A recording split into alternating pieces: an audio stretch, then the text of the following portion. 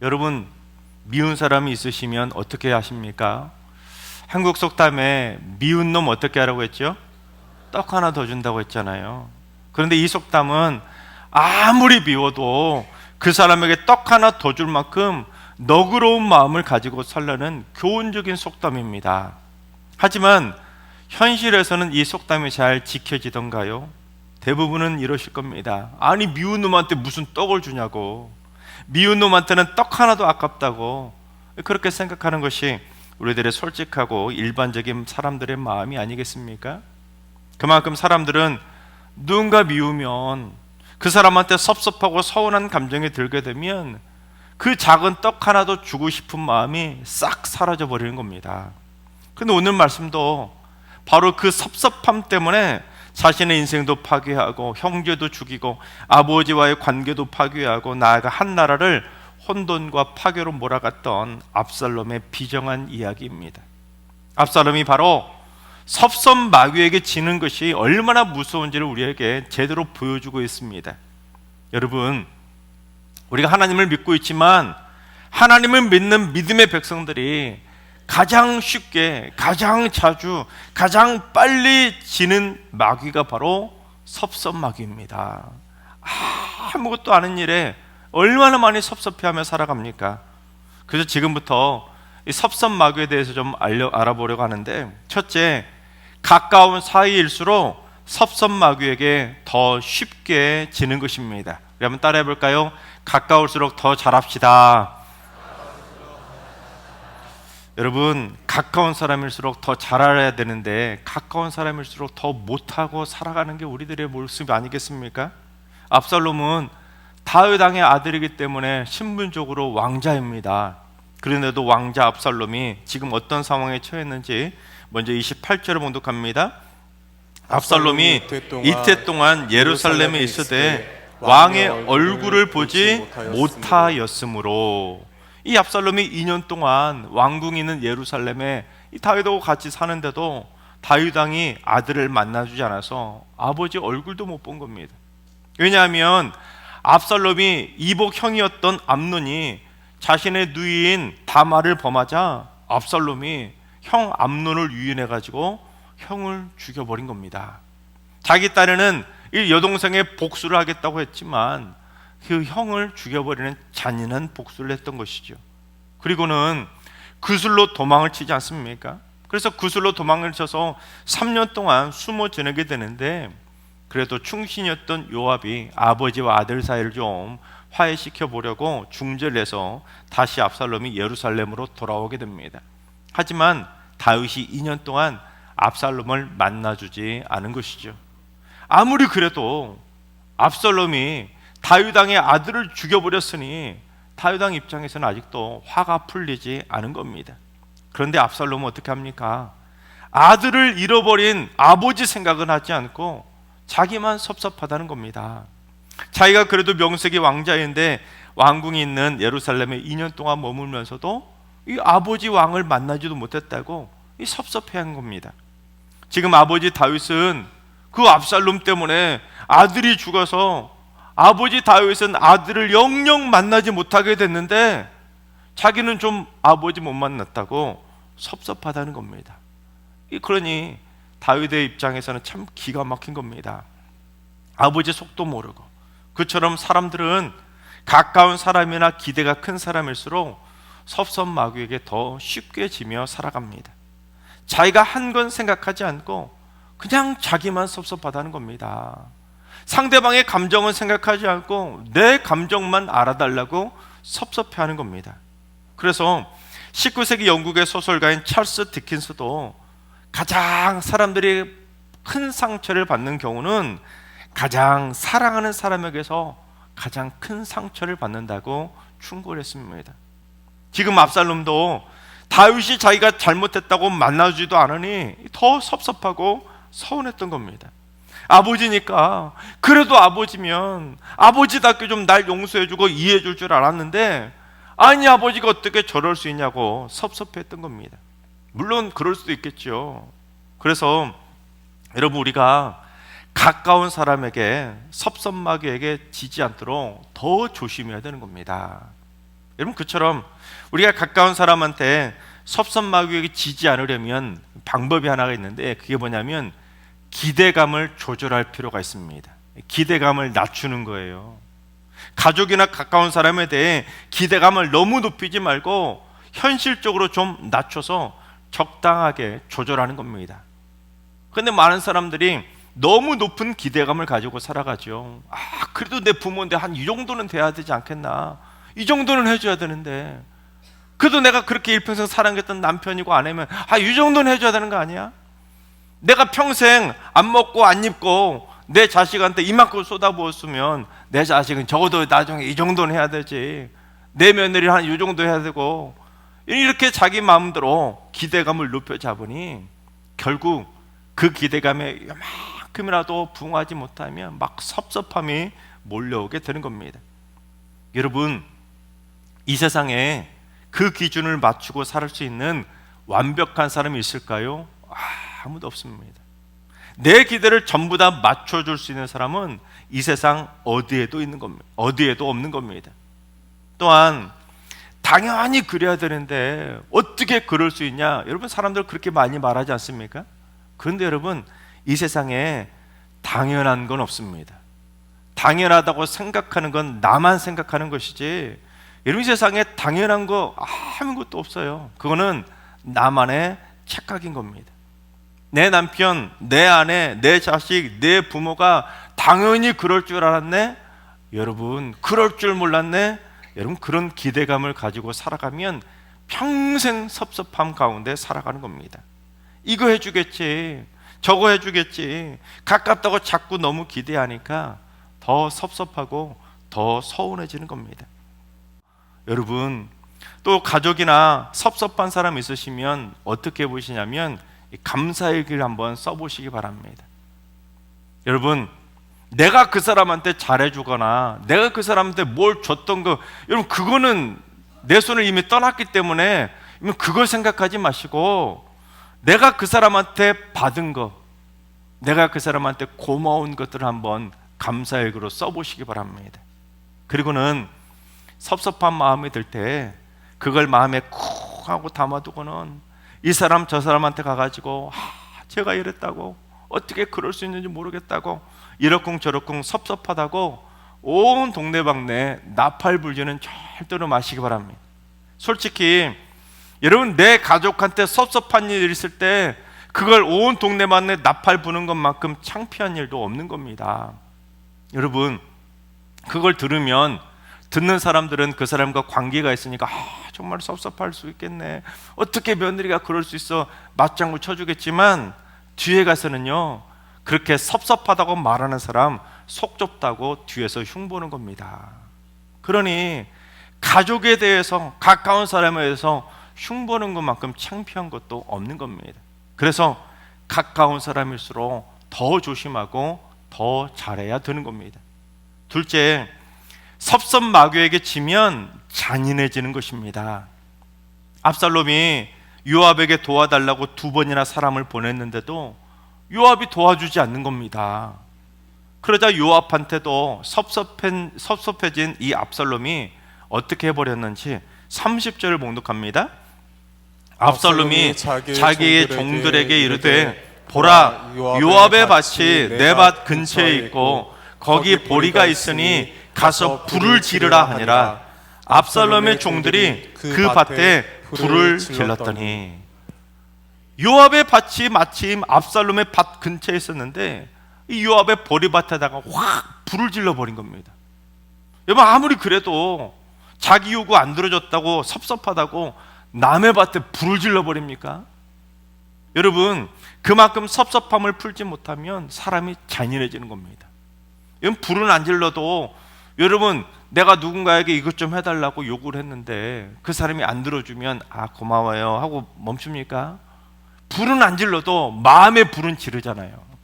그게 우리들의 마음 아닙니까? 그렇게 자기 밭에 확 불을 질러버리자 이 깜짝 놀란 요압이 압살롬에게 가가지고는 왜 어째서 내 밭에 불을 질렀냐고 막 따지지 않습니까?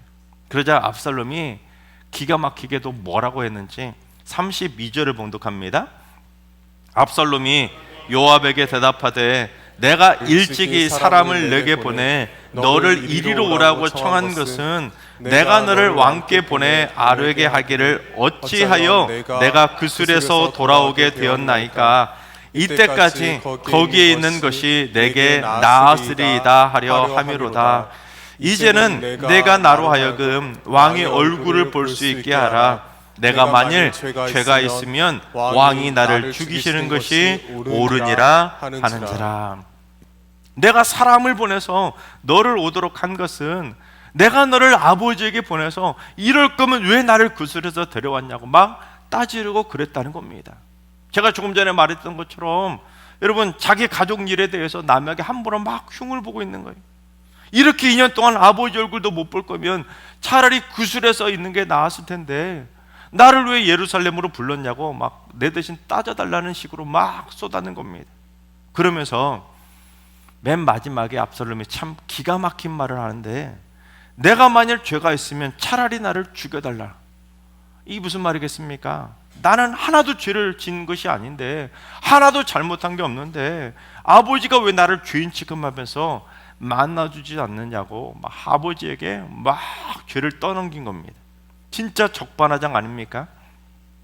자기가 사람을 죽인 것은 생각하지 않고 자기가 이런 대접 받는 것만 섭섭한 겁니다.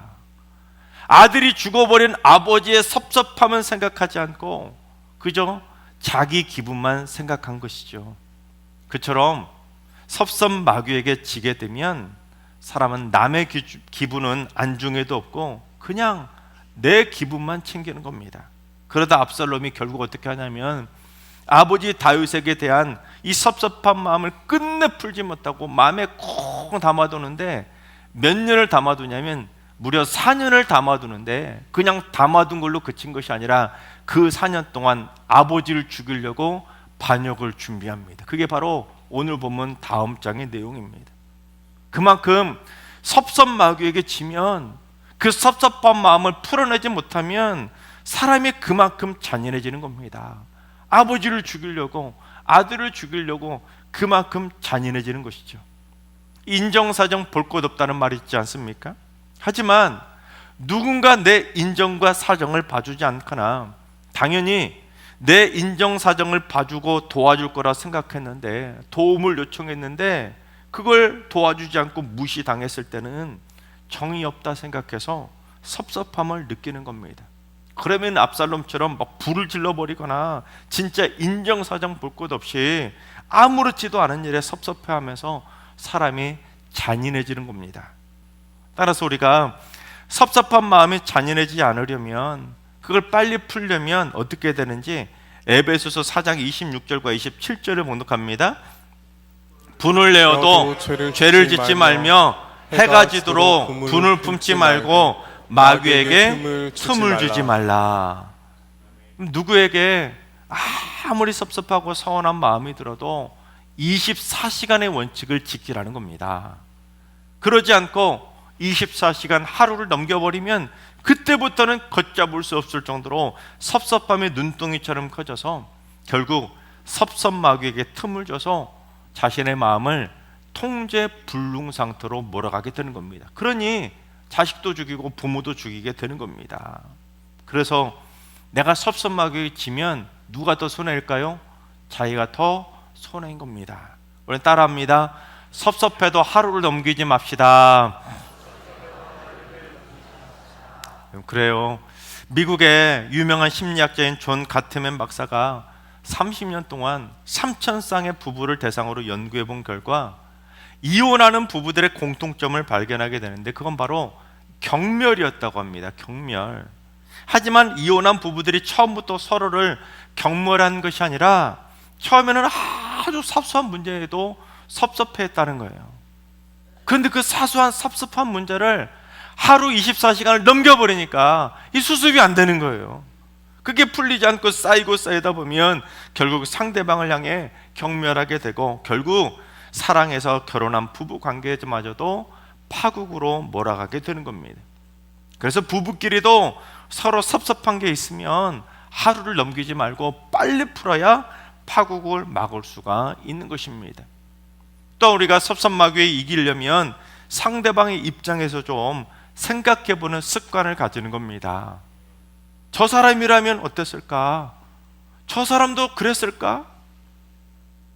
그리고는 그 사람의 섭섭한 마음도 내가 헤아려 보는 겁니다. 또 하나 방법 알려드릴까요? 여러분, 내가 누군가에게 섭섭한 마음이 있으면 편지를 한번 그 사람한테 써본다고 생각하고 막 열심히 써보시기 바랍니다.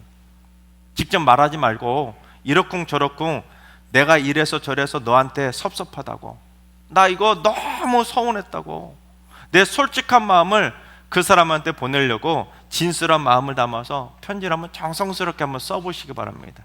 단 조심해야 될 거는 그 편지 그 사람한테 절대로 주면 안 됩니다. 그거 주면 그날로 끝장인 거예요. 정말로 조심해야 될 건 뭐냐면 그냥 그 내용 가지고 하나님께만 섭섭함을 토로하며 기도하고는 그냥 그걸 찢어버리고 버려버리는 겁니다. 여러분, 시편에도 다윗이 그걸 제대로 보여주었습니다. 여러분, 시편 내용 보세요. 다윗이 섭섭한 사람들에 대한 그 마음을 토로하는 기도문들이 얼마나 많이 있습니까?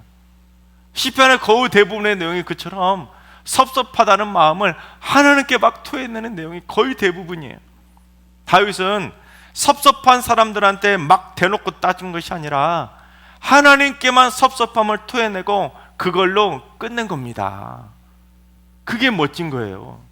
바라옵기는 우리 모두 섭섭마귀에게 틈을 줘서 잔인해지지 말고 반드시 섭섭마귀에게 꼭 이겨서 여러분의 일평생 평안을 누리며 행복하게 살아가시기를 주님의 이름으로 축원합니다.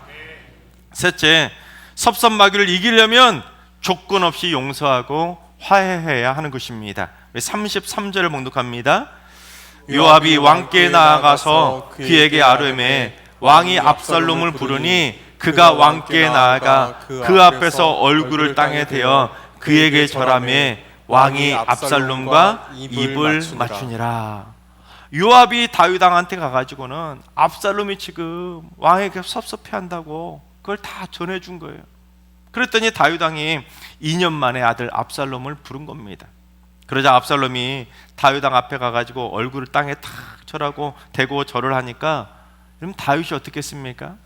다윗이 압살롬한테 야 이놈아, 내가 너한테 어떻게 했는데 네가 이럴 수 있어 하고 막 이러쿵 저러쿵 막 따졌습니까? 섭섭한 마음 드렸나요? 아니죠. 다윗이 너무 멋지게도 자기가 더 섭섭할 텐데 그 섭섭한 마음 내색도 하지 않고 아무런 조건 없이 용서하고 아들한테 입을 맞추며 멋지게 화해한 겁니다. 그걸로 끝이었어요. 다윗은. 이게 멋진 사람인 겁니다. 그런데 우리는 속좁게도 화해한다고 하면서 용서한다고 하면서도 어떻게 합니까? 용서해 하고는 그런데 꼭 2절 3절을 뒤에 붙이지 않습니까? 그러면 다시 시작하는 거예요. 처음부터. 여러분, 옆 사람하고 인사합시다. 조건 없이 푸세요. 그게 멋진 사람입니다. 여러분, 만약에 내가 누군가에게 내가 너한테 이래서 섭섭하다고, 내가 섭섭해서 이제 너 안 보려고 했다고, 여러분 그런 말 한번 해보십시오. 그러면 관계가 좋아지는 경우는 거의 없고 그 말하는 순간 그 관계는 깨지는 겁니다. 그 말하면 내 섭섭함은 해결될지 몰라도 그 말을 들은 상대방은 섭섭해지는 거예요. 다윗같이 섭섭하다고 말하는데도 여러분 다윗처럼 멋지게 조건 없이 풀어주는 사람이 있을까요? 정말 없어요. 대부분은 섭섭하다고 말을 하는 사람은 그 사람 딱 말 듣는 순간 내가 더 섭섭해지는 거 아닙니까? 그래서 내가 섭섭하다고 말하는 순간 말한 사람이 더 구차해지고 더 치사해지고 더 유치하고 더 쪼잔한 사람 되는 겁니다. 즉 내가 섭섭하다고 그걸 말하면 내가 더 나쁜 사람이 되는 것입니다. 그래서 섭섭한 게 있을 때는 함부로 말하지 말고 하루를 넘기지도 말고 다윗처럼 조건 없이 쿨하게 용서하고 그걸로 끝내야 되는 거예요. 2절 3절 붙이지 말고 그걸로 끝내야 되는 겁니다. 그게 바로 성숙하고 멋진 그리스도인입니다. 예수님도 우리에게 조건 따져가면서 용서해 주셨나요? 아닙니다. 예수님을 닮아가는 그리스도인이라면 우리도 예수님처럼 조건 없이 쿨하게 서로 풀고 용서할 줄 알아야 되는 겁니다. 그런데 압살롬은 어떻게 했어요? 아버지하고 풀어놓고도 마음에 꾹 담아두고는 4년 동안 아버지 죽이려고 칼을 갈지 않았습니까? 이게 무슨 용서입니까? 심리학에서는 섭섭함을 일종의 배신감으로 봅니다. 내가 상대방에게 베푼 것에 비해서 내가 받은 것이 적다고 느낄 때 그렇게 생기는 감정이 바로 섭섭함이자 배신감이라는 겁니다. 내가 당신 아들 결혼식 때 10만 원 축의금 냈는데 내 아들 결혼식 때 5만 원 냈다고 계산이 들어가면 막 섭섭함이 밀려오는 거예요. 배신감을 느끼는 겁니다. 문제는 이런 감정이 계속 쌓이다 보면 결국 인지 편향이라는 것이 생기는 겁니다. 그때부터는 상대방의 좋은 점은 보지 못하고 나쁜 점만 더 크게 보이고 상대방한테 내가 받은 것은 다 까마득히 잊어버리고는 내가 상대방한테 베푼 것만 더 크게 생각하고 섭섭한 거예요. 그러다 결국 상대방에게 섭섭함과 배신감을 느끼고는 상대방을 아예 나쁜 사람 그렇게 규정하고는 그 사람을 나쁜 사람이라고 응징하려고 압살롬처럼 불을 질러버리듯이 잔인해지는 겁니다. 그래서 섭섭하면 빨리 풀어야 내가 이득인 겁니다. 따라서 제가 마지막으로 섭섭마귀를 이기는 방법을 하나를 알려드릴 텐데요. 여러분, 섭섭한 사람 있습니까? 서운한 사람 있습니까? 그러면 그 사람한테 선물을 줘보시기 바랍니다. 선물을. 그러면 그 사람이 그 선물의 의미를 알고 곧바로 화해해주면 정말로 좋은 겁니다. 그렇겠죠. 그런데 만약이라도 내가 그 사람한테 선물을 줬는데 그래도 그 사람이 뭘 잘못했는지 모르고 그냥 그대로 행한다면 주는 것이 받는 것보다 복이 있다고 하지 않았습니까? 미운 사람 떡 하나도 더 준다는데 내가 미운데도 섭섭한데도 내가 그 사람한테 선물을 줬으면 결국 누가 복 받는 거예요? 내가 복 받는 겁니다. 그리고 내가 쿨하게 그렇게 생각하고 넘어가면 내가 진짜 멋진 사람이 되는 것이죠. 하나님께서 사랑하신 여러분, 하나님의 백성들이 가장 쉽게 지는 마귀가 바로 섭섭마귀라는 것을 기억하시기 바랍니다. 천국의 모형이라고 하는 이 교회 안에서도 여러분 얼마나 사소한 말 한마디로도 서로 섭섭해하고 관계가 깨지고 서로 험담하고 헐뜯고 비난하고 인정사정 볼 것 없이 잔인해지는지 여러분 참 부끄럽지 않습니까? 바라옵기는 우리 모두 가까운 사람일수록 더 조심하시고 오히려 가까운 사람일수록 기대치를 너무 높이지 말고 낮추시고 내가 준 것보다 베푼 것보다 내가 그 사람한테 받은 걸 더 먼저 생각하고 오히려 더 그 사람한테 고마워해 보시기 바랍니다. 그리고 섭섭마귀에게 틈을 주고 하루를 넘기면 잔인해질 수도 있다는 것을 기억해서 우리 모두 섭섭해도 절대로 하루를 넘기지 말고 2절 3절 따지지도 말고 그냥 다윗처럼 조건 없이 용서해주고 조건 없이 쿨하게 화해할 줄 아는 성숙하고 멋진 그리스도인들 다 되시기를 주님의 이름으로 축원합니다.